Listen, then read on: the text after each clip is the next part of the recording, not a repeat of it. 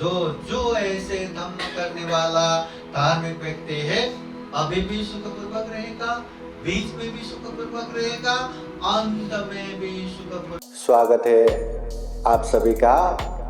आप लोग देख रहे हैं बुद्धास टीचिंग चैनल और हम यहाँ महाकारुणिक तथागत बुद्धा और उनके शिक्षाओं के विषय में चर्चा करते हैं।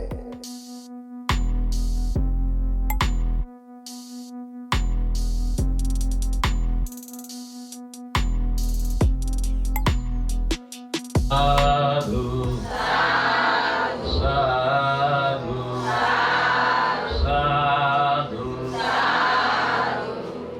आज या ठिकाणी चिखलीच्या उपासक उपासकांनी आमचे औरंगाबादचे 3 भंतेजी यांना या ठिकाणी आमंत्रित केलेले आहे प्रवचनासाठी, तसेच परित्राण पाठासाठी। या ठिकाणी 3 भंतेजी आलेले आहेत आणि आम्ही असे भंतेजी आहेत की आताच तेलारा जो खापरखेडा आहे, त्या खापरखेड्यामध्ये एक विपश्यना सेंटर आहे आणि तिथं आम्ही 3ही भंतेजींनी सती पठण करून आलेलो आहोत। आणि सती पठण करून आल्यानंतर सती पठण म्हणजे फारच जीवन मुक्तीचा मार्ग आहे। त्या सती पठणामध्ये भगवंतांनी जीवन मुक्तीचा मार्ग सांगितला आहे की 7 वर्षे तर 7 दिवस जर सती संप्रजानाने जर आपण राहिलो तर 7 दिवसात जीवन मुक्त होऊ शकत आपण, असं या सती पठणाचं महत्व आहे। आणि हा सती पठण आम्ही 3 भंतेजी करून आलेलो आहे, खूप तपून आलेलो आहे आणि पुण्यकर्म तुमचं या ठिकाणी तुम्हाला आम्ही प्रवचन करणार आहे। तर या ठिकाणी हे मोठे भंतेजी जे आहेत ते भंतेजी म्हणजे भिक्खू, भदंत, डॉक्टर इंदवंजी महाथेरो हे आहेत। आणि हे भंतीचा परिचय म्हणजे भंतेजी पाली आणि बुद्धिझम मध्ये भंतेजीने PhD केलेली आहे। त्यानंतर हे भंतेजी आपल्याला एक वारसा लागलेला आहे। तो वारसा म्हणजे आपल्याला डॉक्टर बाबासाहेब आंबेडकरांनी 1956 मध्ये कोणत्या भंतेजीने दीक्षा दिली होती? चंद्रमौळी भंतेजीने बाबासाहेबांना दीक्षा दिली होती ना। तर चंद्रमौळी भंतेजी शिष्य ते म्हणजे आता कुशीनगरला आहेत। ज्ञान रक्षित भंतेजी म्हणून, ज्ञानेश्वर भंतेजी म्हणून हे कुणाचे शिष्य आहेत? चंद्रमौळी भंतेजी। आणि ते चंद्रमौळी भंतेजी शिष्याचे ज्ञानेश्वर भंतेजीचे हे शिष्य आहेत। म्हणजे बघा परंपरा कशी लागलेली आहे। आज आपलं पुण्यकर्म असं लागलेलं आहे की बाबासाहेबांच्या परंपरेपासून हे आपल्याला भंतेजी आपल्याला या ठिकाणी लागलेले आहेत। तर भंतेजीचं प्रवचन फार आहे। जे उपासिकेने डिमांड केलेले की आम्हाला उपोषणाबद्दल काय सांगा, तर भंतेजी तिच्याबद्दल मी सर्व सांगते।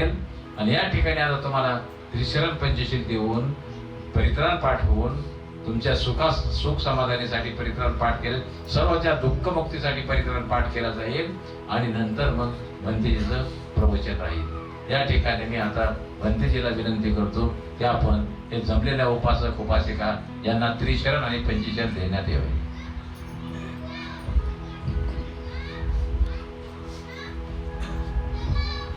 सर्वांनी हात जोडा आणि म्हणा साधू साधू साधू।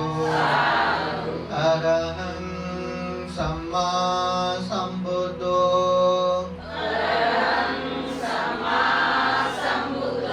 भगवा भूतं भगवन्तं अभिवादेमि।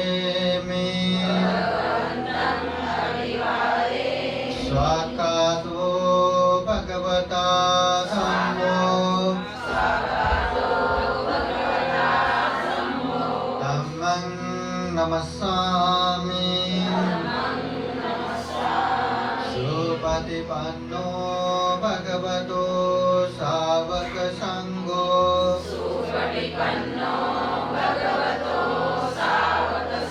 संघं नमामि।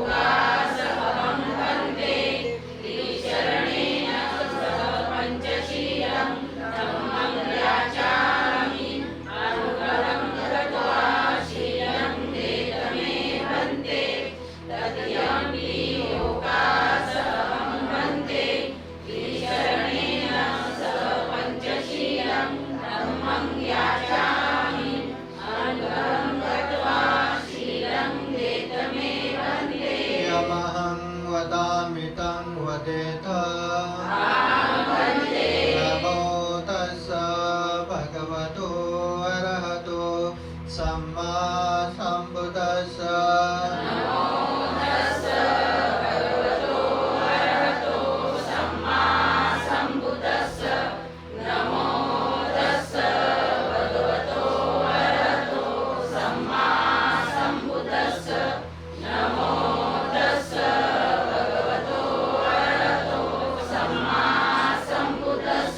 बुद्धं शरणं गच्छामि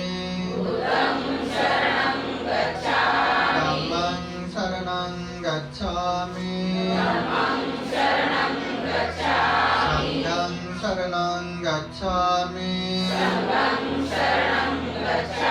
द्वितीयम्पि बुद्धं शरणं गच्छामि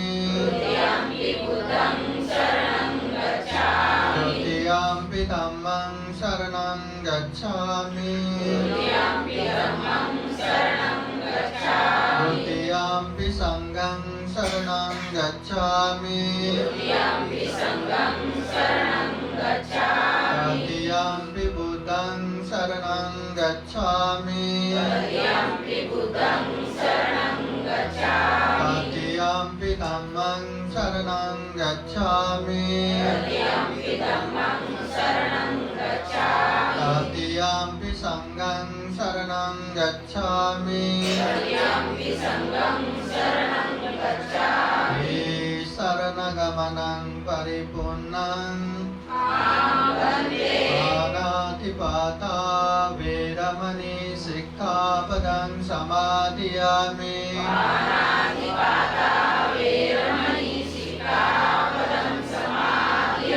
आदिन्नदाना वेरमणि सिक्खापदं समादयामि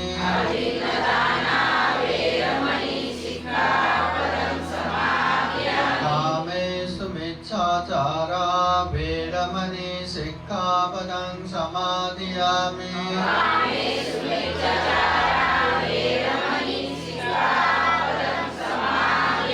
मुसावादा वेरमणि सिक्खापदं समादयामि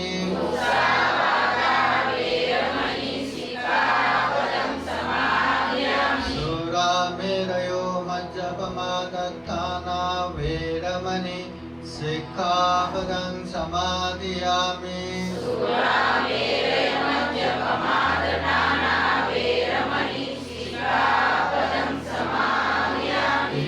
शरणेन सह पञ्चशीलं धम्मं साधुकं सुरक्षितं गत्वा अपमादेन सम्पादेत साधु साधु साधु बुद्धं नमामि धम्मं नमामि संघं नमामि।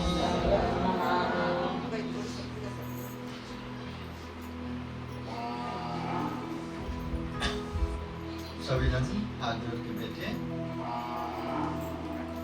हम हर दिन बहुत सारी बातें करते करते आगे बढ़ते हैं, पर हम भूल भी जाते हैं कि आज हमने क्या किया क्या नहीं।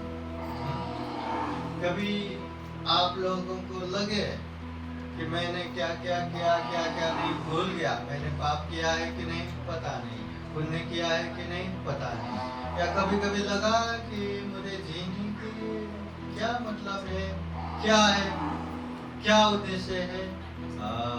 तेवा एक बार ध्यान शिविर में जाओ, आपकी हर एक बात जो जो अच्छा किया वो भी याद आएगा, जो जो बुरा किया वो भी याद आएगा, और मुझे क्या क्या करना है हर बात याद आता रहेगा बराबर ना।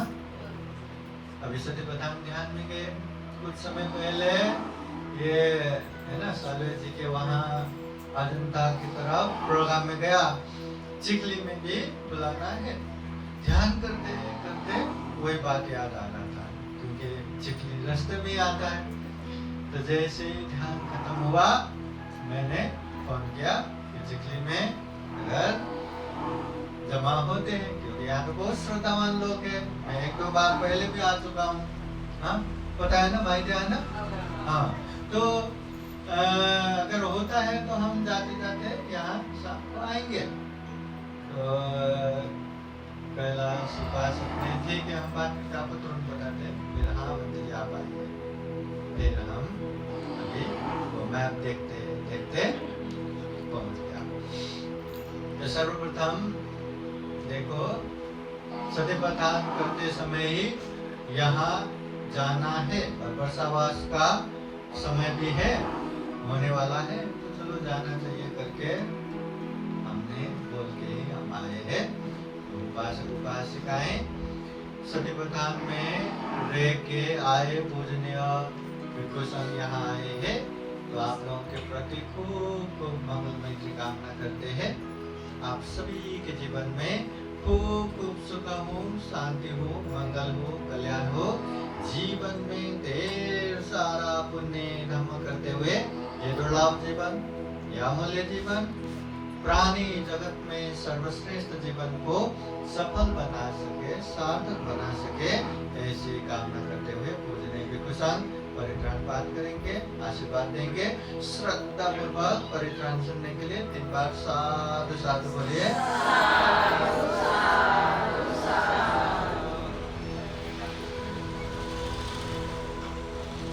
समन्ता चक्रवालेषु अत्र गच्छन्तु देवता सदामं मुनिराजस्य शृण्वन्तु शक्कमोक्खदं धम्मश्रवणकालो अयं वदन्ता धम्मश्रवणकालो अयं वदन्ता हरितधम्मश्रवणकालो अयं वदन्ता। नमो तस्स भगवतो अरहतो सम्मा सम्बुद्दस्स। नमो तस्स भगवतो सम्मा सम्बुद्दस्स। नमो तस्स भगवतो अरहतो सम्मा सम्बुद्दस्स। इति विष्णु भगवान् सम्मा सम्बुद्धो विद्याधरण सम्पन्नो सुगतो लोकवेदो अनोतरो पुरुष धम्मसारथि देवमनुष्ठानं बुद्धो भगवानिति स्वकातो भगवता धम्मो सान्दिको अकालिको येहि वासिको पनायिको पचतं वेदितापो विज्ञोहिते सुपटिपन्नो भगवतो सावक संघो उलुपटिपन्नो भगवतो सावक संघो न्यायपटिपन्नो भगवतो सावक संघो सामितिपटिपन्नो भगवतो सावक संघो। यदिदं चत्वारि पुरुषयुगानि अथा पुरुषभूकला एष भगवतो सावक संघो। आमुनेयो पामुनेयो दक्षिणेयो अंजलिकरणीयो अनुत्तरं पुण्यकेतं लोकशान्ति। एतेन सत्यवज्रेण सोतिते होतु सर्वदा। एतेन सत्यवज्रेण सर्वदुःख सर्वभय सर्वरोगो विनाशतो। एतेन सत्यवज्रेण होतु ते जयमङ्गलम्। करणीयमर्थकुशलेन यन्तं सन्तं पदं अभिशमे च सको जो च सुवच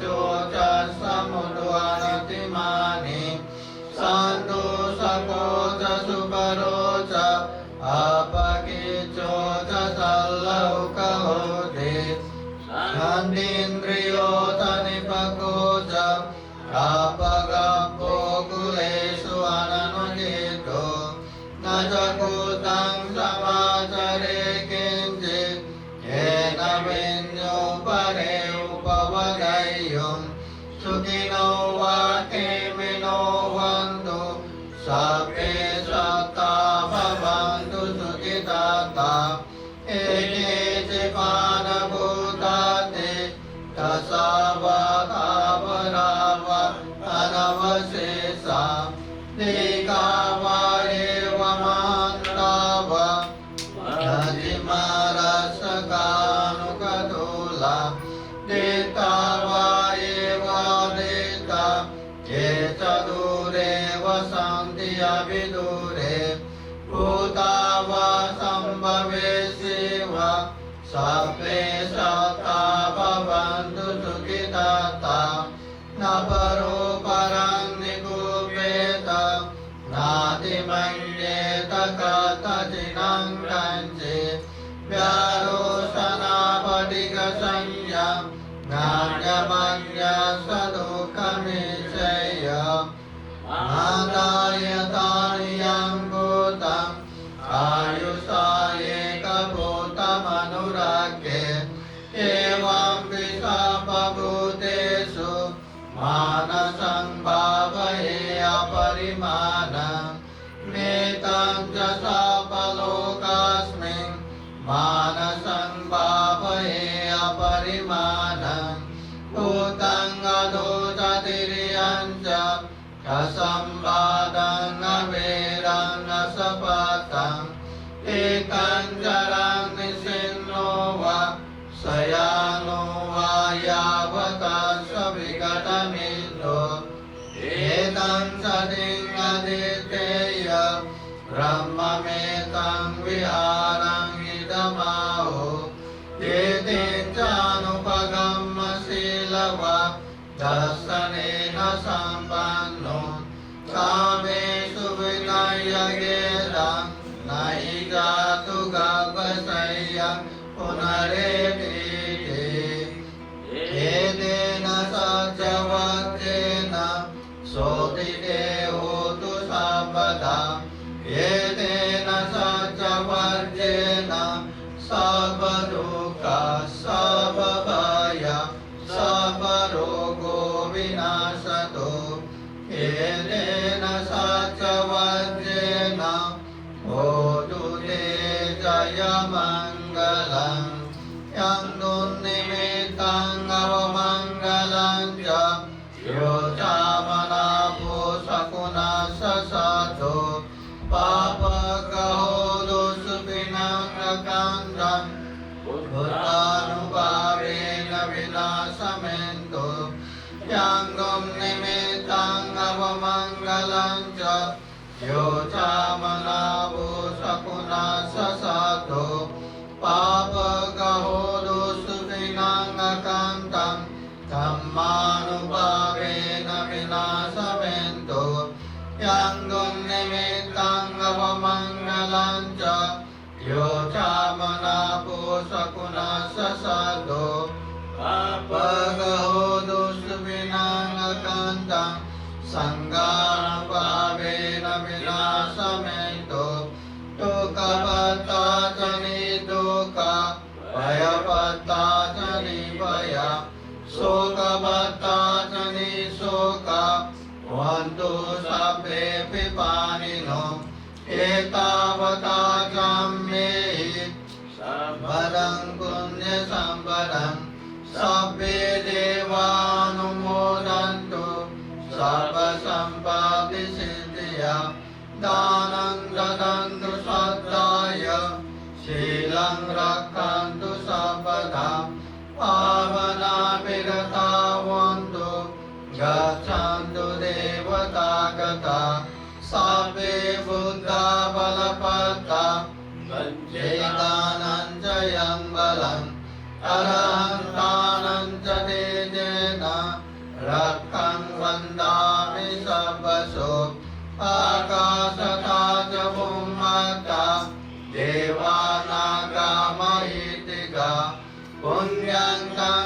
अनुमोदयित्वा चिरं रक्षन्तु बुद्धशासनम् आकाशकाच भूमका देवानागमहित्रिका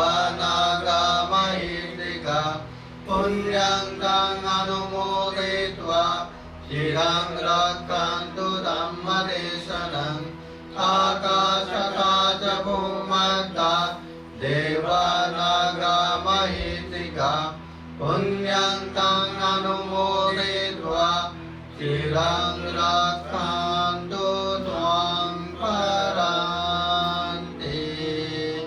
साधु साधु साधु बुद्धं नमामि। बोलिए सब लोग, बुद्धं नमामि,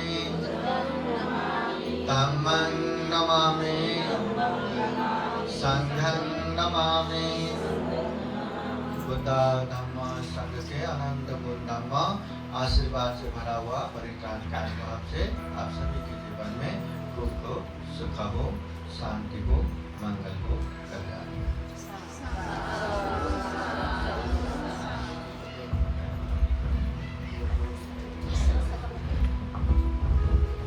या ठिकाणी आता आपणास दोन्ही भाषेमध्ये प्रवचन होणार आहे.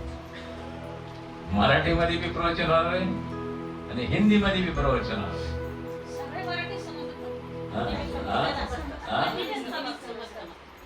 समजतं ना? तरीही तुमच्या माहितीचं, कारण भंतेजीचं फार चांगलं प्रवचन असते. भंतेजीचं सुंदरचं प्रवचन असतं. भंतेजी विपश्यनाचार्य.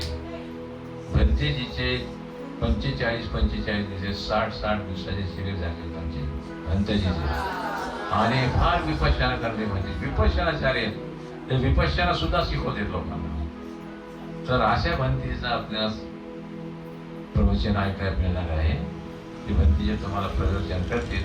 आपण प्रवचन हे शुद्ध चित्ताने ऐका, आपल्या एकत्र मन करून ऐका, याचा फार फार लाभ होतो.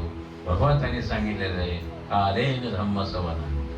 धम्म हा ऐकल्यानंतर फार मोठं पुण्य करतो. नुसतं ऐकणं सुद्धा आणि धम्मावर चर्चा करणं, धम्माविषयी बोलणं सुद्धा फार मोठं पुण्यकर्म आहे.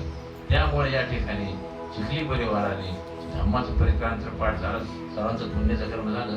पण यानंतर आता फार मोठे भिक्षू आहेत, थिरोबंतीचे आहेत, ते आता आपणास थोडं प्रवचन मार्गदर्शन करतील. नमो तस्स भगवतो अरहतो सम्मा संबुद्धस्स। नमो तस्स भगवतो अरहतो सम्मा संबुद्धस्स। नमो तस्स भगवतो अरहतो सम्मा संबुद्धस्स। महाकारुणिक तथागत गौतम बुद्ध बोधिसत्व डॉक्टर बाबासाहेब आंबेडकर या ठिकाणी पूजनीय पवित्र भिक्खू संघाला त्रिवार अभिवादन। या ठिकाणी जमलेले सर्व बौद्ध उपासक उपासिका बालक आणि बालिका आहे। आज आपण या ठिकाणी उपस्थित झालात म्हणते तिथे विपश्यना सेंटरवरून या ठिकाणी आलेले आहात, म्हणून आपण थोड्या उत्साहाने या ठिकाणी त्यांचं प्रवचन ऐकण्यासाठी या ठिकाणी उपस्थित झालात. त्याबद्दल उपासकाचं सुद्धा या ठिकाणी कौतुक करावं असं वाटतं. म्हणून या ठिकाणी आपण उपस्थित होऊन या ठिकाणी पाहतो की आपण जे या ठिकाणी उपस्थित झालं तर खूप शांततेनं प्रवचन ऐकलं पाहिजे. प्रवचन ऐकताना 3 गोष्टी लक्षात ठेवल्या पाहिजे की आपलं मन स्थिर असलं पाहिजे. दुसरी गोष्ट, प्रवचन ऐकण्याची आपली स्मरणशक्ती असली पाहिजे. आणि त्याच्यानंतर आपण शांत बसून कोणत्याही प्रकारचा बाहेरचा विचार न करता आपण मात्र या ठिकाणी बसून प्रवचन शांततेने ऐकलं पाहिजे. 2 लाईनी जरी प्रवचनच्या ऐकल्या तर आपलं फार मोठं कल्याण होतं. म्हणून एका ठिकाणी भगवान सांगतात की अशा प्रकारे की शील हे धर्माचा पाया आहे. जर शील नाही तर धर्म नाही. शील नाही तर समाधी नाही, समाधी नाही तर प्रज्ञा नाही, आणि प्रज्ञा नाही तर विमुक्ती नाही. म्हणून या सगळ्या गोष्टी आम्हाला फार अनिवार्य आहे, जरुरी आहे. कोणतीही गोष्ट भगवान बुद्धाच्या मुखातून निघालेली, कोणतीही गोष्ट व्यर्थ सांगितलेली नाही, तिचं काही ना काहीतरी फळ आपल्याला मिळतं. म्हणून अशा प्रकारे भगवान बुद्ध म्हणतात की जे लोक धर्म धारण करतात, धर्म त्याचं कल्याण करतो. जो धर्माला धारणच करत नाही, धर्म त्याचं जराही कल्याण करत नाही. म्हणून अशा प्रकारे भगवंताने एक कथा सांगितलेली आहे. काय कथा सांगितली की म्हणतात एक सिलवान उपासक विदेशामध्ये जायला निघाला, आणि विदेशामध्ये जायला निघाल्याच्या नंतर त्याच गावातून एक नावी त्याच्याबरोबर विदेशाला जायला निघाला. दोघेही चालता चालता नावेमध्ये जवळ आले आणि नावेमध्ये बसले. नावेमध्ये बसल्याच्या नंतर त्या ठिकाणी नाव सरळच चालू लागली. चालता चालता नाव समुद्रातून 7 दिवस व्यवस्थित चालू लागली. चालता चालता अचानक मात्र समुद्रात वादळ आलं, आणि वादळ आल्याच्या नंतर ती नाव वादळामध्ये सापडली आणि त्या वाऱ्याच्या दिशेने जाऊन एका खडकावर आदळली. जशी खडकावर आदळली तसं मात्र जी काही नाव होती तिचे तुकडे तुकडे झाले. परंतु सुदैवाने मात्र हा सिलवान उपासक आणि त्यांच्याबरोबर जो बाहेर विदेशामध्ये निघालेला होता नावी, त्यांच्या हातामध्ये त्या जहाजाची फाळी हातात आली, आणि म्हणून त्या फाळीच्या सहाऱ्याने पोहता पोहता पोहता एका बेटावर लागले.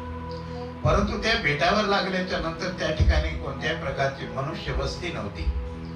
त्या ठिकाणी खाण्यापिण्याचा बंदोबस्त नव्हता, आणि त्या बेटावर छोटे मोठे पक्षी राहत होते. परंतु त्या ठिकाणी खाण्यापिण्याचा बंदोबस्त नसल्यामुळे हा सिलवान उपासक झाडाचे फळ तोडून आणायचा, त्याच्यावर आपले गुजराण करायचा, कंदमुळे खोदून आणायचा, त्याच्यावर आपले गुजराण करायचा. परंतु त्यांच्याबरोबरचा जो नाविक होता तो मात्र त्या बेटावरचे छोटे मोठे पक्षी मारायचा आणि त्याला भाजून खायचा. बरं, तो तर खायचा, परंतु तो सिलवान उपासकांना म्हणायचा की तुम्ही खा. परंतु सिलवान उपासक त्याला समजावून सांगायचं की बाबा रे, हत्या करू नको, अशा प्रकारचं मांस आपल्या हत्या करून तू भाजून खाऊ नको, कारण ही हत्या आहे, आणि म्हणून अशा कामाचं तू काम करू नको. परंतु तो ऐकायला तयार नव्हता. दाताला जर चव लागली, जिभेला चव लागली तर त्याच्याशिवाय जमतच नाही. रविवार आले की वाट पाहतो, काळी पिशवी घरी कधी येते, काळी पिशवी घरी कधी येते. बाया लगेच मटण वाटायला सुरुवात करतात, सौदा वाटायला सुरुवात करतात. तर एकदा का माणसाला ती चव लागली की फिकेदार गोड लागेल का? नाही लागेल. आणि म्हणून हा उपासक काही न ऐकता अशा प्रकारचे ते पेशी मारून आणायचा, भाजून खायचा. परंतु हा सिलवान उपासक मात्र कंदमुळे खाऊन, फळं खाऊन आणि सकाळी संध्याकाळी ध्यान करायचा. ध्यान करून 5-10 मिनिटं तो मंगलमैत्री करायचा, आणि सगळ्या निसर्गाच्या प्रती, मनुष्य प्राण्याच्या प्रती, देवलोकाच्या प्रती मंगलमैत्री करायचा. आणि जे काय पुण्य त्याने अर्जित केलेलं आहे ते पुण्य त्यांना वाटून टाकायचा. असं दररोज ते मात्र या सिलवान उपासकाचं काम चालायचं. असं बरेच दिवस चालल्याच्या नंतर त्या बेटावर एक नागराजा राहत होता, आणि तो नागराजा राहत असताना त्यांनी या सिलवान उपासकाचं चरित्र दिवसाचं पाहिलं की हा करतो काय. परंतु ते पाहिल्याच्या नंतर राजराजाने ओळखलं की हा पूर्ण सिलवान उपासक आहे. जरी या ठिकाणी त्याला खायला अन्न मिळत नाही, तरी पण तो आपलं कंदमुळे अनेक प्रकारचे फळं खाऊन आपली गुजराण करतो. आणि एवढंच नाही तर धर्माचा अभ्यास करतो. सकाळी संध्याकाळी तरी शरणपंचशील वंदना, आणि त्याच्यानंतर 1-1 घंटा ध्यान करायचा, आणि ध्यान करून 5-10 मिनिटं मंगलमैत्री करायचा, आणि मंगलमैत्री करून जे काय पुण्य अर्जित त्यांनी केलं ते सगळं विश्वाला वाटून टाकायचं. असं केल्याच्या नंतर त्या ठिकाणी झाल्याच्या नंतर त्या बेटावर एक नागराजा राहत होता. नागराजाने अशा प्रकारचे पाहिल्याच्या नंतर नागराजा त्या सिलवान उपासकाजवळ आला, आणि सिलवान उपासकाजवळ आल्याच्या नंतर म्हणतो की हे सिलवान उपासका, तुला कुठे जायचं असेल ते मला सांग. मी माझ्या पाठीची होडी बनवतो, त्या होडीवर तू बस, म्हणजे तुला ज्या ठिकाणी जायचंय त्या ठिकाणी मी तुला नेऊन पोहोचवतो. असं म्हणल्याच्या नंतर सिलवान उपासकाने नागराजाचे आभार मानले. आणि मग एवढंच नाही तर ते म्हणला की माझा सुद्धा मित्र इथं आहे, त्यांना तुम्ही येऊ द्या. परंतु नागराजा म्हणला की नाही नाही, तो दुष्ट आहे, तो दुष्ट आहे, पापी आहे, त्याला इथं सोडू द्या. परंतु मात्र तो शिल्वान उपासक म्हटले की नाही नाही नागराजा, मी जे काही पुण्य कमवलेलं आहे त्या अर्ध पुण्य त्याला मी तुम्हाला देतो, त्याला देतो, आणि त्या पुण्याच्या बलाने तुम्ही त्याला घेऊन येऊ द्या. असं म्हणल्याच्या नंतर नागराजा तयार झाला. जेव्हा त्याने आपला अर्ध पुण्य त्याला दिलं आणि तेव्हा नागराजा मात्र सांगला, म्हणला ठीक आहे, येऊ द्या. असं केल्याच्या नंतर नागराजाच्या पाठीवर दोघं बसले. नागराजाच्या पाठीवर त्यांनी आपली होडी बनवली आणि ते दोघं त्या नागराजाच्या पाठीवर बसले. बसल्याच्या नंतर नागराजा समुद्रातून चालू लागला. चालता चालता चालता ज्या ठिकाणी त्यांचं घर होतं त्या ठिकाणी त्या पाणवठ्याला जाऊन पोहोचला. उपासकाने सांगितलं की हे नागराजा, हेच माझं घर आहे, हाच माझ्या गावचा पाणवठा आहे. असं म्हणून नागराजा त्या ठिकाणी थांबला आणि थांबल्याच्या नंतर हे दोघे उतरले आणि उतरल्याच्या नंतर ते आपल्या कुटुंबामध्ये गेले आणि आपल्या कुटुंबामध्ये गेल्याच्या नंतर कुटुंबवाल्या लोकांना खूप मात्र आनंद झाला. तेव्हा मात्र या न्हाव्याला पश्चाताप झाला की जर या शिरवान उपासकाने जर पुण्य संपादन केलं नसतं, हा जर कंदीमुळे जर खात असता बसला आणि यांनी जर हे पुण्य कमवलं नसतं, माझ्यासारखे जर पशु प्राणी मारून खाल्ले असते, तर आज आम्ही दोघे सोडून तिथं मेला असतो. म्हणून जो धर्म धारण करतो धर्म त्याचं कल्याण करतो. जो धर्म धारण करतो धर्म त्याचं कल्याण करतो. जो धर्माला धारणच करत नाही धर्म त्याचं जराही कल्याण करत नाही. आम्ही किती म्हणला आम्ही बुद्ध आहेत, आम्ही बुद्ध आहेत, बुद्ध आहेत, कुछ नाही मिळाला, कोरीची कोरी राहूगी. आणि म्हणून नेहमी आपण धर्म धारण करा, धर्माचे पायी बना आणि होता होईल तो शिबिर जास्तीत जास्त करा, समाधी करा, अभ्यास करा. आणि अशा प्रकारचं केल्याच्या नंतर हे गुण हे बरं प्राप्त होतात. तर आपल्याला मनुष्यच नाही तर प्राणी सुद्धा आपल्याला मदत करतो. या उदाहरणावरून आपल्याला हे समजत की हे जर आम्ही शिलाचं पालन केलं तर दृश्य अदृश्य प्राणी सुद्धा आमची मदत करतात. या उदाहरणावरून आपल्याला समजायला पाहिजे की अशा प्रकारे आम्ही सुद्धा शील पालन केलं पाहिजे, कारण शील हे धर्माचा आधार आहे. धर्म आपलं शील जर अशा प्रकारे जर पोकळ राहिलं, शील जर अशा प्रकारे उद्ध्वस्त झालं, पुढचा धर्म एक मिनिट बी आपण चालू शकत नाही, एक कदम चालू शकत नाही. म्हणून या उदाहरणावरून थोडस मात्र घ्या. आता मात्र वर्षवास येत आहे तर मात्र शिलाचं पालन काटेकोरपणा. म्हणून अशा प्रकारे याच ठिकाणी थांबतो. बंतेजीने मला संधी दिली, आपण ऐकून घेतलं. मी याच ठिकाणी थांबतो. आपल्या प्रवचनाला या ठिकाणी विराम देतो. सर्वांचं मंगल हो, सर्वांचं कल्याण हो, सर्वांची स्वस्ती मुक्ती हो. म्हणा साधू. नाही बरोबर नाही जमलं का, फोटो सगळे पडले पाहिजे खाली, असं मोठा जोश पाहिजे. म्हणा साधू साधू साधू. या ठिकाणी मी माझ्यातर्फे आपल्या सर्वांच्या तर्फे बंतेजीला अशी विनंती करतो की आम्हाला धर्मदेशना देऊन आम्हाला उपकृत करावं असे मी बंतेजीला विनंती करतो.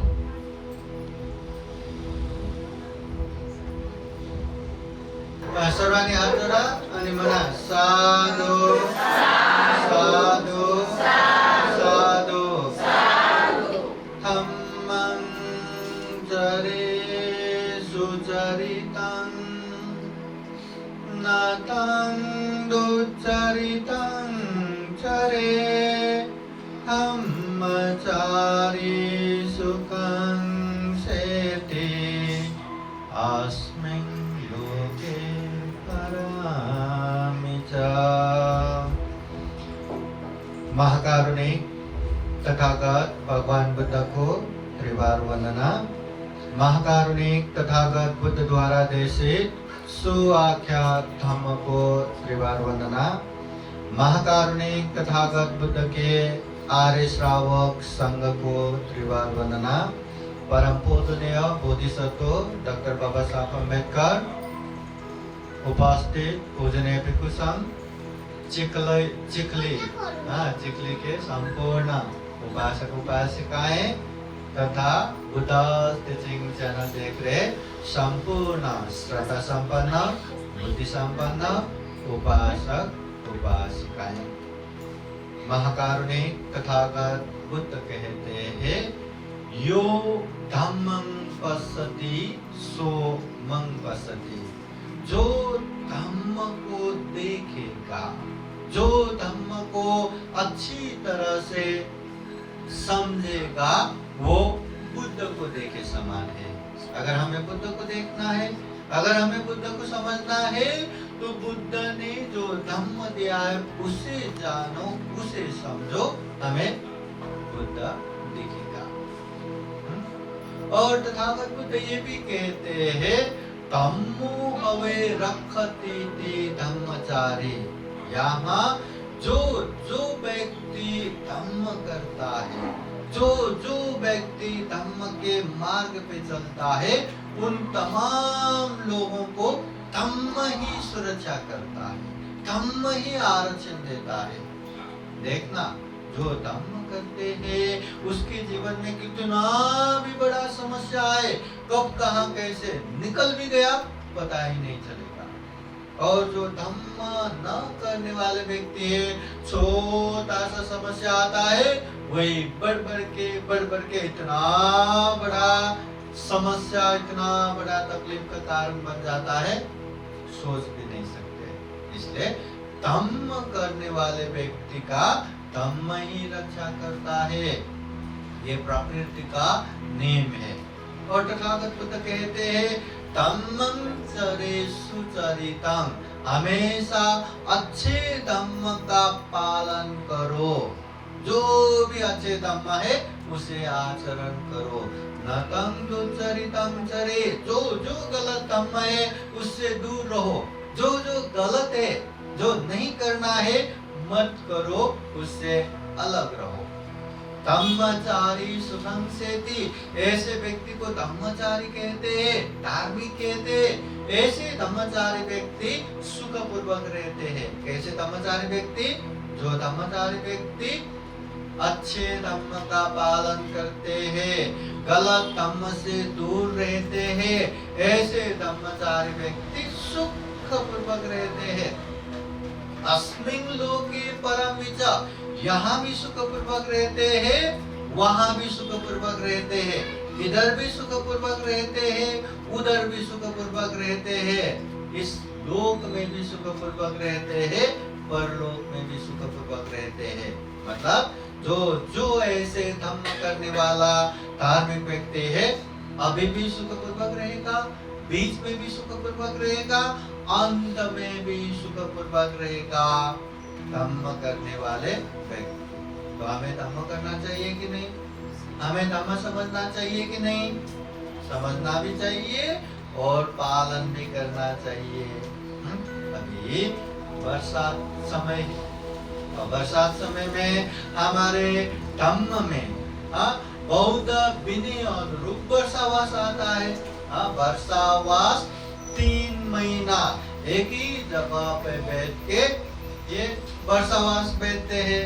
अभी यहाँ वर्षावास बोले तो हर उपासक उपासिका भी एकदम उत्साह के साथ अपने अपने बुद्ध विहार में जाके ग्रंथ पठन करते हैं। पूजनीय भिक्षु संघ है तो बांधे की तरफ से निरंतर धम्म देशना सुनते हैं, अनेक अनेक पुण्य कार्य करते रहते हैं। याद रखना, बरसात समय, बरसात समय बोले तो ये समय आषाढ़ पूर्णिमा से जो असोज पूर्णिमा तक, आषाढ़ श्रावण, इस समय बहुत बारिश होता है, निरंतर बारिश होता है।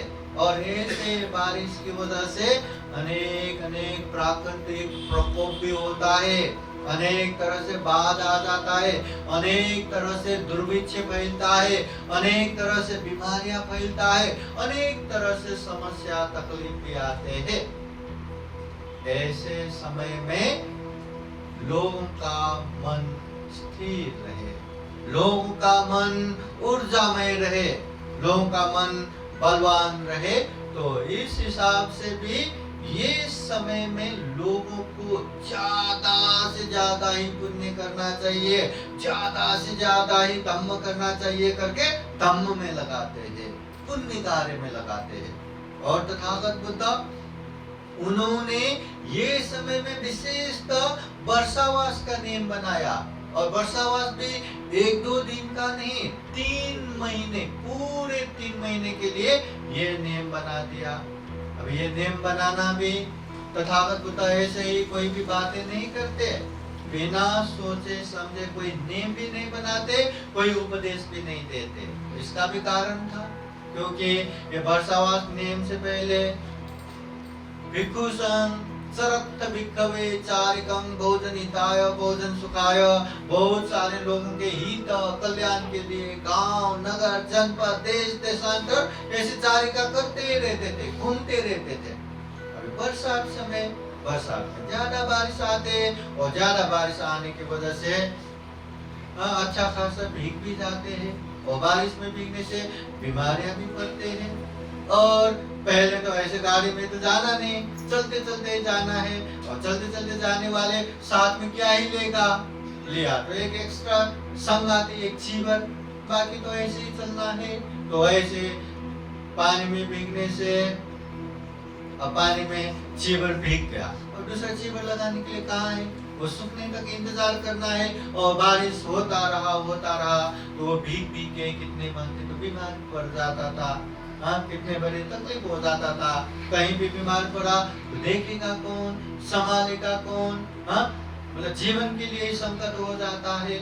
और उतना ही नहीं, बारिश के समय में, ये बरसात समय में ज्यादातर गांव के लोग खेतों में काम करने जाते हैं। धान बोना, ये वो अनेक तरह के खेतों में काम रहता है, पानी रहता है, तो अनेक काम। तो गांव में गए तो कभी कभी तो भिक्षा देने वाला भी नहीं, भोजन खिलाने वाला भी नहीं, धम्म सुनना तो दूर की बात है ना। तो ऐसे में घूमते रहने से क्या मतलब, न उपासकों के पास टाइम है, समय है, न धम्म देशना सुन सकते हैं, न धम्म चर्चा कर सकते हैं, न दान देने का, वो जो भोजन दान देने का तक समय नहीं है। सब खेतों में ही भागे जा रहे। तो ऐसे में बनते एक तो घूमना निरर्थक, और उसमें भी घूमना, अनेक बारिश से भीग के बीमारी पड़ना, अनेक तरह से समस्या आना, और कहीं तो बारिश की वजह से वो रास्ता ही खत्म। तो खेतों में जाते समय लोग भी, अरे हमने इतने मेहनत से धान रोपा और बनते जी ऐसे चल रहे करके, कैसे बनते, ऐसे बारिश में भी ऐसे घूमते हैं क्या, ऐसे अनेक कारण हुआ।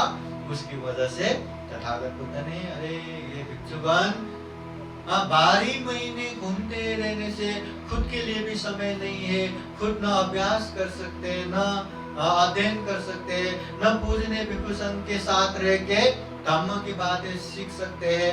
चलो अभी वर्षावास का नियम बनाएंगे, तो भिक्षु एक ही जगह पे अधिष्ठान करके रहेगा, पढ़ना है पढ़ सकते हैं, जो क्षमता निवारण करना है निवारण कर सकते हैं, जो बड़े बंदे के साथ रह के सीखना है वो विनय भी सीख सकते हैं, जो धम्म का अभ्यास करना है वो भी अभ्यास कर सकते हैं, ध्यान साधना कर सकते हैं, दुख मुक्ति के मार्ग पे चल सकते हैं। अनेक ऐसे फायदा देख के तथागत बुद्ध ने ये विनय बनाया वर्षावास का, और वर्षावास 3 महीना रहने का उपदेश दिया।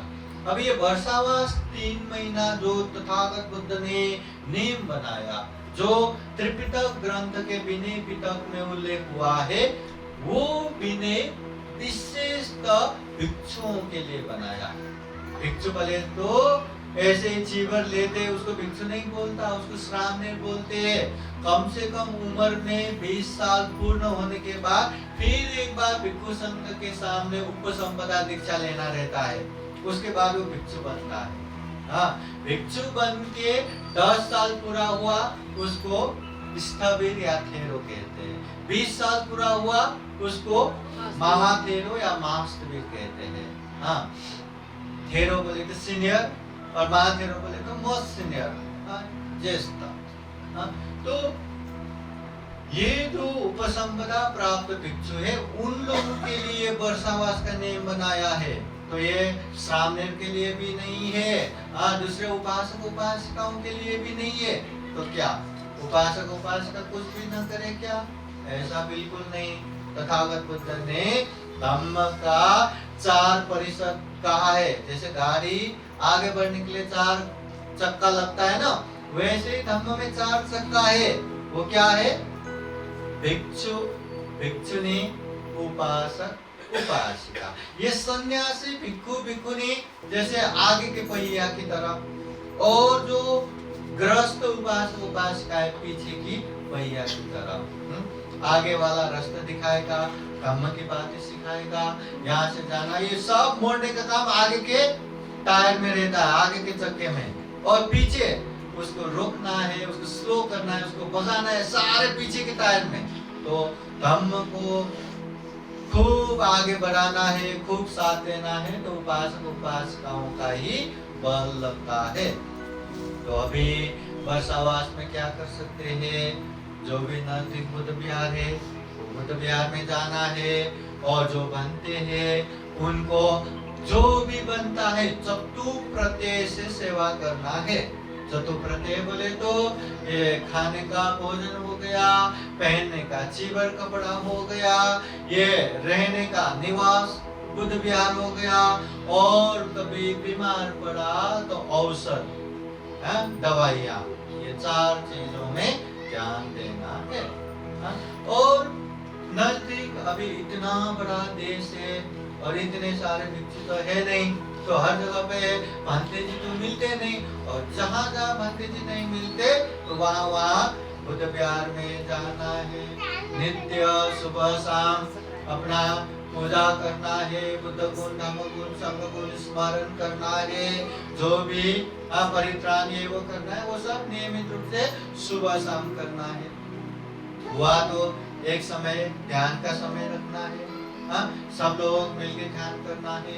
और यहाँ ग्रंथ पठन तो करते ही है, आधा घंटा 1 घंटा कोई एक जन ग्रंथ पढ़ के उसका विश्लेषण करके वो कार्यक्रम करते रहना है। और जब जब मौका मिला पूजनीय भंते जी को बुला के बीच बीच में प्रवचन सुनते रहना है, एक माहौल बनाना है।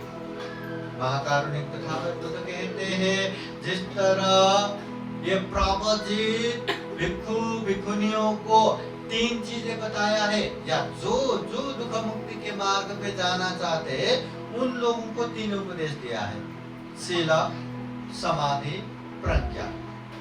शील, समाधि, प्रज्ञा। उसी तरह गृहस्थ में रहने वाले उपासक उपासिकाओं को 3 उपदेश दिया है, दान, शील, पावना। बुद्ध कहते हैं गृहस्थ में रहने वाले उपासक उपासिकाओं को दानं ददन्तु श्रद्धाय, श्रद्धा पूर्वक दान देना है, त्याग चित्त से दान देना है, अपनी क्षमता से दान देना है। जिसके पास है के हिसाब से दान दो, जिसके पास नहीं है के हिसाब से दान दो, पर त्याग चित्त श्रद्धा चित्त से दान देना है, पहला। दूसरा, शीलम रखन्तु सर्वदा, शील हमेशा पालन करना है। जो जो ये वर्षावास में रहने वाले या जो जो उपासक उपासिकाएं हर दिन ये 5 शील पालन करना है। कौन सा 5 शील?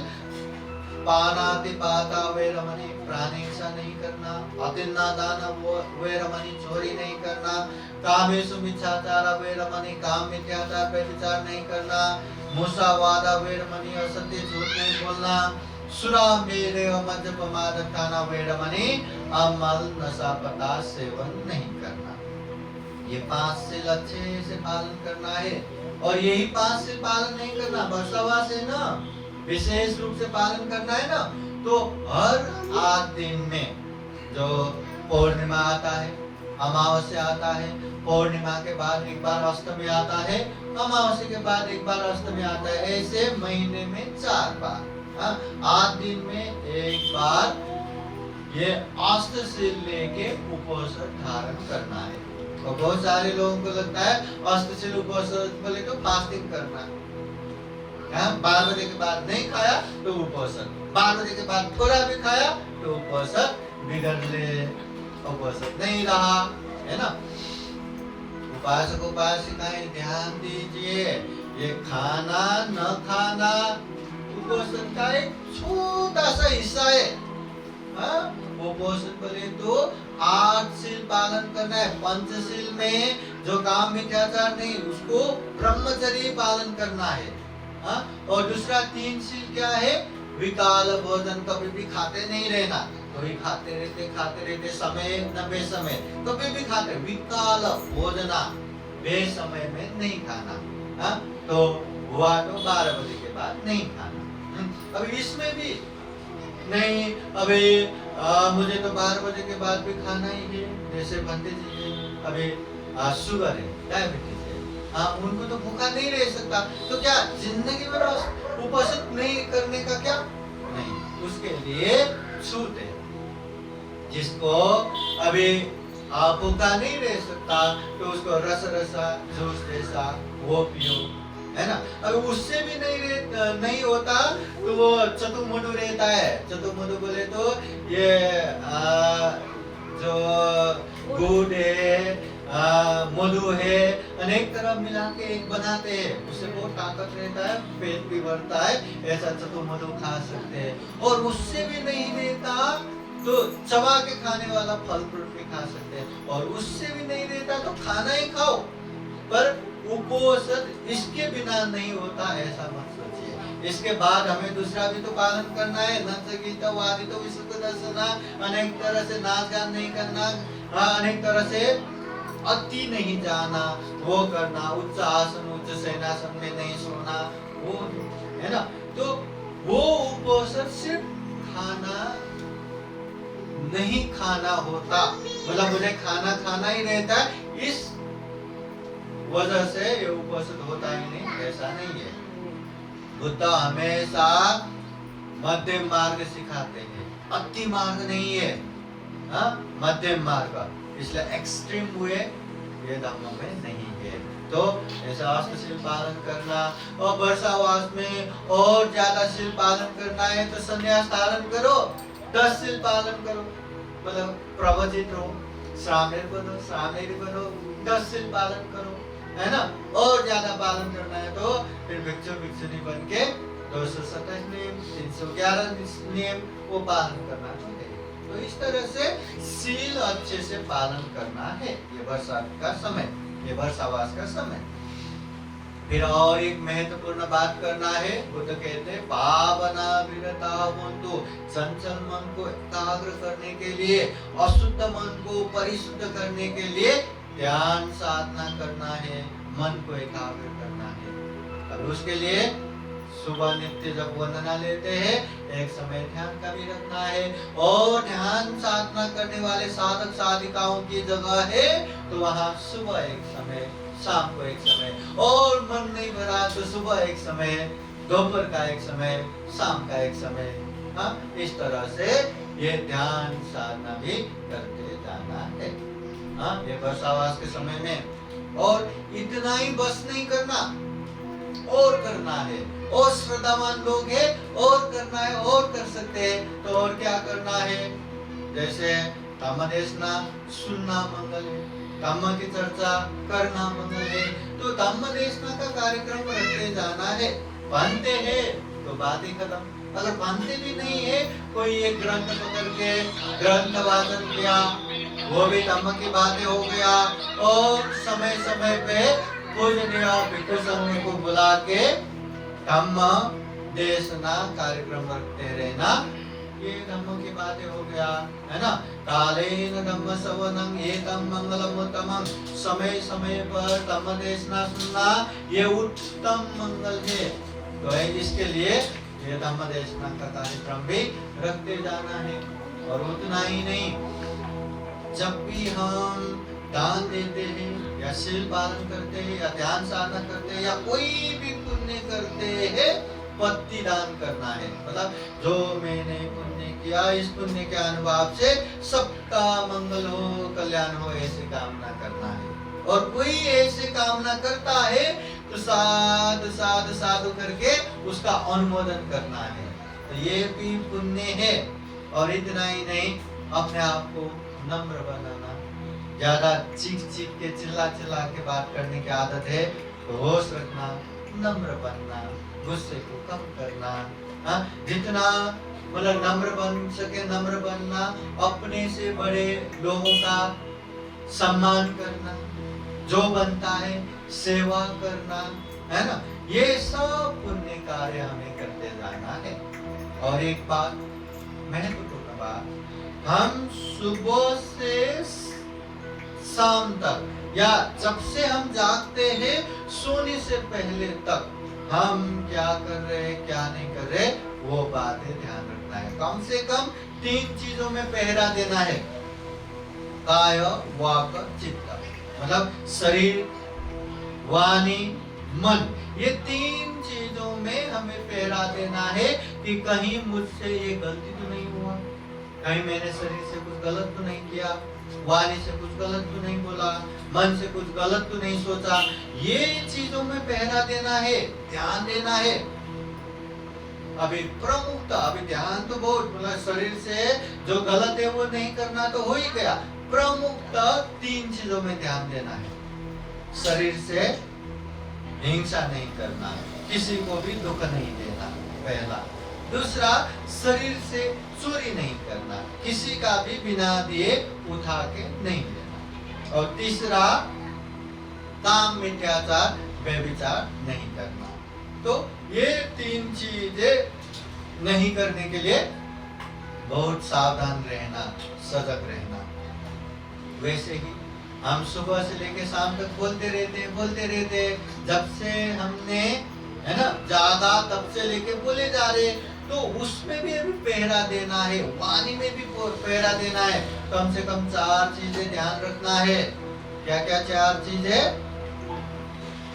झूठ नहीं बोलना, चुगली नहीं करना, निंदा चर्चा नहीं करना, और गाली गलौज नहीं देना, खराब शब्द नहीं बोलना। ये 4 चीजें, हम कितना भी बातें करें, कितने भी गप्पे लगा के बैठे, मगर कहीं बात करते करते ये 4 चीज तो नहीं हुआ, ये ध्यान देना है।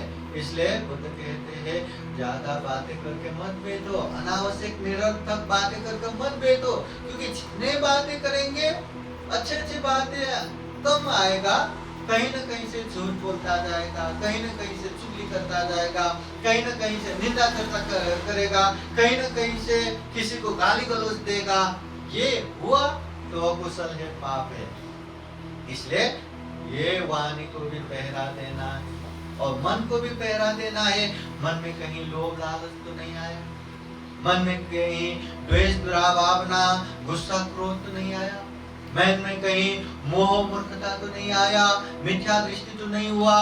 ये चीजें भी ध्यान देना है। हर सुबह अधिष्ठान करना, मैं ये शरीर से पाप नहीं करूंगा, वाणी से पाप नहीं बोलूंगा, मन से पाप नहीं सोचूंगा। हर सोने से पहले, वर्षावास का समय है ना, हर दिन सोने से पहले कहीं आज मेरे शरीर से ये पाप तो नहीं हुआ, हो भी गया हो, दिल से हाथ जोड़ के मैं क्षमा मांगता हूं, आगे से मैं नहीं करूंगा, क्षमा मांग के आगे से नहीं करूंगा, है ना। कोई किया तो भी आज नहीं तो वो छोड़ता जाएगा, हाँ, शुद्ध हो जाएगा। वाणी से भी कुछ गलत बोला तो क्षमा मांगते हुए मैं आगे से नहीं करूंगा, मन से। ऐसे हर दिन सुबह मैं ये अच्छे से पालन करूंगा। अधिष्ठान करना है सोने से पहले, कहीं मेरे तरफ से गलती तो नहीं हुआ, ये पाप तो नहीं हुआ, ये सोचते सोचते जाना है। तथागत बुद्ध ने जीवन भर जो धम्म विनय का उपदेश दिया, तथागत बुद्ध के महापरिनिर्वाण बाद जो संगायना कर करके जो संग्रह किया, बाद में उसको त्रिपिटक ग्रंथ के रूप में संग्रह किया। उसमें 84,000 धम्म स्कंद, 84,000 धम्म देशना उसमें संग्रह है। इतना विशाल बुद्धवाणी है, मगर सारे बुद्धवाणी को सारांश किया। भगवान बुद्ध 3 ही बातें सिखाते हैं हमें, 3 बातें, और वो 3 बातें धम्म पालन गाथा के पहली गाथा में हम वो गाथा भी लेते हैं। तो बुद्ध वो 3 बातें क्या सिखाते हैं?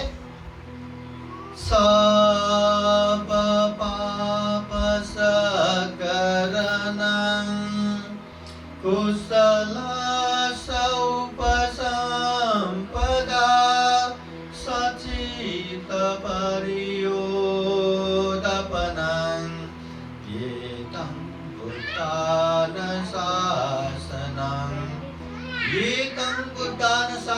ये बुद्धों का शासन है, शिक्षा है, धम्म है, उपदेश है। तो 3 बातें क्या क्या है? सब पाप सा करना, जितने भी पाप है मत करो, बात खत्म। जो भी पाप है, गलत है, मत करो। दूसरा है कुशल उपसंपदा, जो कुशल है, जो अच्छा है, उसे पालन करो, उसे आचरण करो। गलत मत करो, अच्छा करो। ये बात तो हर धर्म सिखाता भी है, हर कोई जानता भी है। ये छोटे से छोटे बच्चे को भी पता रहता है पाप नहीं करना, पुण्य करना, बड़ों को भी पता रहता है। माहिती है कि नहीं? पता है कि नहीं? हाँ, ये तथागत बुद्ध का उपदेश भी है, पर हमेशा अपने आप को जानते रहना है। बुद्ध इतने मतलब महाकारुणिक महामानव तथागत बुद्ध ने, जिसने 10 पारमिता, 10 उपपारमिता, 10 परमत पारमिता पूर्ण किया, वो बुद्ध ने जो उपदेश दिया, पाप नहीं करना, पुण्य करना, ये तो अच्छा ही है ना, अच्छा है। तो वो बुद्धवाणी क्या हम अनुसरण कर रहे हैं? क्या हम पालन कर रहे हैं? पाप नहीं करना, क्या सही में हम पाप से दूर है? क्या पुण्य करना, क्या सही में हम पुण्य कर रहे हैं? क्या ये बातें बहुत ध्यान देना है। पाप नहीं करना मतलब थोड़ा पाप नहीं करना नहीं है, पूरे पाप से दूर रहना है। पुण्य करना बोले तो थोड़ा ही करना नहीं है। जैसे खाना खाना है, खाना खाना है बोले तो एक ही निवाला खाना है क्या, या 1.5 निवाला खाना है? कितना खाना लगता है उतना तो खाते हैं ना। वैसे ही पुण्य भी ऐसे ही करना है कि दान देना है। साल में एक बार तो हम दान देते हैं ना, बस जाला। शील पालन करना है, वर्षावास में करते हैं ना, बारिश डाला, ध्यान साधना करना है, अरे 3 साल पहले शिविर में जाके आया, बस हो गया। ऐसा करना है क्या? नहीं, निरंतर बार बार करना है। दैनिक जीवन में हर दिन हर क्षण पाप से दूर रहना है, पुण्य कार्य करते रहना है। और ये हुआ है नहीं हुआ है खूब ध्यान देना है। ये बुद्ध का उपदेश। हाँ, बुद्ध इतने में नहीं रुके, बुद्ध तीसरी बात भी सिखाते हैं, सचित परियोदपनम, अपने चित्त को परिशुद्ध करो।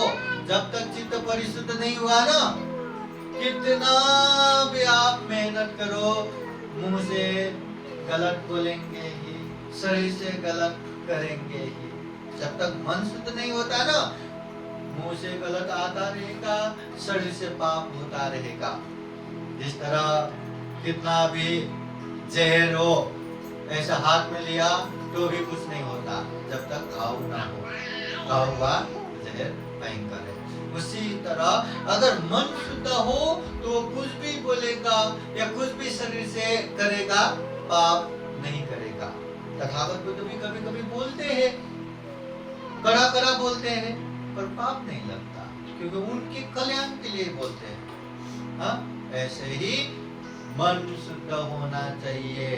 तो मन शुद्ध करने के लिए चाहे ध्यान साधना करो, चाहे पुण्य करते जाओ, है ना, एकदम निरंतर ये करते जाना है मन शुद्ध करने के लिए। जैसे हम सफेद कपड़ा लगाते हैं, ये सफेद कपड़ा जो लगाते हैं कितने बार में धोते हैं? कितने बार पहनने के बाद धोते हैं? सफेद कपड़ा जल्दी मैला दिखता है, जल्दी काला दिखता है, हाँ, दूसरे कपड़े जैसा नहीं रहता, तो उसको जल्दी धोते हैं। अरे ये तो कपड़ा है जो हम आराम से धो के साफ कर सकते हैं, मगर मन में क्लेश चढ़ गया, मन में बुराई आ गया, तो उसको कैसे धोएंगे, कैसे साफ करेंगे? साबुन से धो के शुद्ध होगा क्या? नहाने से शुद्ध होगा क्या? नहीं। उसके लिए पुण्य करते हुए ही साफ करना है, पुण्य रूपी साबुन से उसको साफ करना है। और वो कैसे साफ करना है, ये ध्यान हमें अच्छे से सिखाता है। ध्यान पाना ध्यान हो, विपश्यना ध्यान हो, खूब अच्छे से सिखाते हैं। और इसी मार्ग पे चलते चलते हम सभी क्लेश को खत्म करते हुए, सभी मैल को साफ करते हुए हम दुख मुक्त निर्वाण तक पहुंच सकते हैं। इसलिए उपासक उपासिकाएं, यह वर्षावास का समय है, पुण्य धम्म करते जाना चाहिए। तथागत बुद्ध के समय में एक ऐसा उपासक था जो बहुत पैसा था, जवान था, तो उस वजह से वो कभी बुद्ध विहार नहीं जाते, कभी उपदेश सुनने नहीं जाते। वो हमेशा कहते हैं मुझे क्या जरूरत है धम्म की, मेरे पास पैसा है, तुम्हारे जैसे दोस्त लोग हैं, मुझे क्या जरूरत है, बस दोस्तों के साथ घूमो फिरो खाओ पियो मौज करो, कुछ नहीं। उसके दोस्त लोग बार बार उपदेश सुन के उसको कहते हैं अरे बुद्ध का उपदेश सुनने से कल्याण होगा, चलो उपदेश सुनते हैं। कभी नहीं माना, मुझे कुछ जरूरत नहीं। धीरे धीरे उम्र बीतते उसको इतना परेशानी हो गया, हाँ, उसके खुद के परिवार भी उसको सम्मान नहीं कर रहे क्योंकि उसका आदत ही बेकार गया। तो बाद में अरे नर्क जैसा जीवन देख के मैं तो मर ही जाऊं ऐसा तक सोचा। फिर याद आया जवानी में दोस्त लोग बुद्ध के पास जाने की बात करते हैं, चलो एक बार जाके देखता हूँ। छुपते छुपाते बुद्ध के पास पहुंचा, अपनी सारी दुख बताया। बुद्ध कहते कोई बात नहीं, सिर्फ एक ही बात ध्यान रखो, जो खुद काम कर सकते करो, कोई भी बात है प्रतिक्रिया मत करो, मतलब बुरा लगे करके तुरंत प्रतिक्रिया मत करो, होश रखो, उतने से हो जाएगा। अरे करके तो देखो, ठीक है। घर में आया, उसके बहू बेटे ने पूछा कहाँ जाके आया। पहले होता तो तुम लोगों को क्या जरूरत है, हाँ ऐसा चिल्ला के जाने वाला, कहीं नहीं, बुद्ध के पास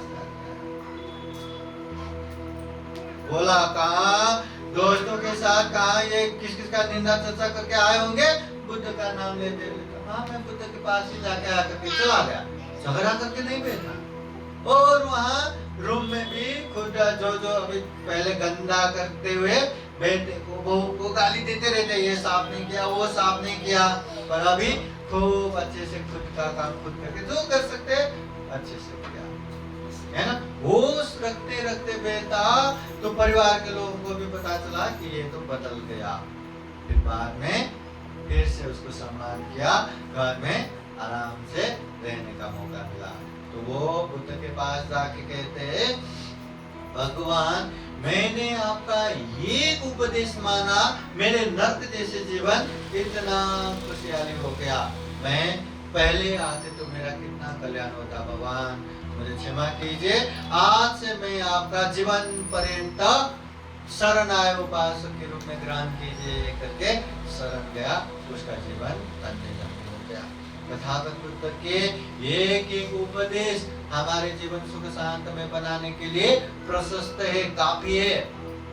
और हमारी पुण्य देखो, बाबा साहब की पुण्य इतना अच्छा धम्म मिल गया, और चिखली में पंते लोग आते रहते हैं, धम्म देशना सुनने को मौका मिलता है, ज्ञान साधना करते हैं, बहुत पुण्य का माहौल है।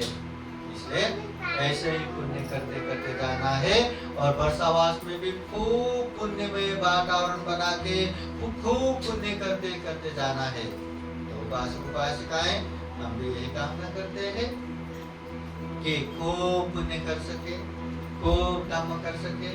ये वर्षावास समय में कहीं भी गलती न करते हुए, कहीं भी अकुशल पाप न करते हुए पुण्य ही पुण्य करते जा सके, धम्म का माहौल बनाए, दान करने का माहौल बनाए, शील पालन करने का माहौल बनाए, ध्यान साधना करने का माहौल बनाए। जो जानते हैं वो दूसरों को बताए, जो नहीं जानते उन लोगों को सीखने का माहौल बनाए। घर घर में जो बच्चे हैं, जवान है, उन लोगों को बुद्ध विहार जाने का माहौल बनाए।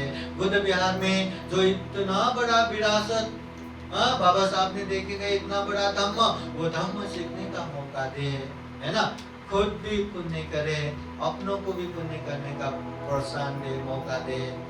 खूब पुण्य करते हुए, खूब धम्म करते हुए ये दुर्लभ, यह अमूल्य, ये प्राणी जगत में सर्वश्रेष्ठ मनुष्य जीवन को सफल बना सके, सार्थक बना सके, अंत में जन्म जरा मरण से मुक्त सभी दुखों से अलग, जिसे विमुक्ति सुख कहते हैं, जिसे निर्वाण सुख कहते हैं, वो भी साक्षात्कार कर सके, वो भी प्राप्त कर सके, ऐसी कामना करते हुए ये धम्मदेशना ये समापन करते हैं।